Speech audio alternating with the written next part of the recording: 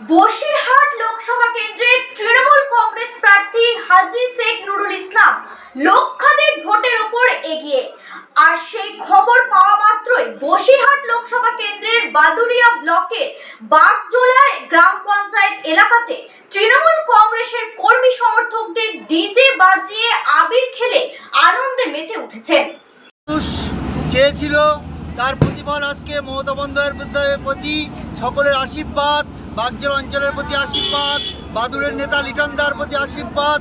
বাগজোলার বাদুড়িয়া দেখিয়ে দিয়েছে, হাইসে বসিরহাট দেখিয়ে দিয়েছে তৃণমূলের পক্ষে সমস্ত লোক লক্ষ লক্ষ ভোটের ব্যবধানে তৃণমূল কংগ্রেসকে জয়যুক্ত করেছে, হাই সাহেবকে আশীর্বাদ করেছে।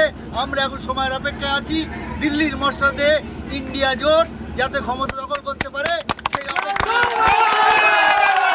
তাদের 0.1% সম্ভাবনা নেই, ভোটও নেই।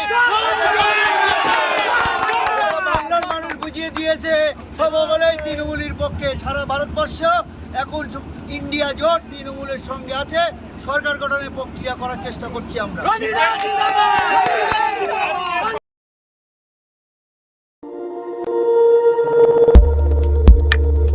দেখতে থাকুন নিউজ প্রাইম টাইমস, আপনাদের সাথে আপনাদের পাশে।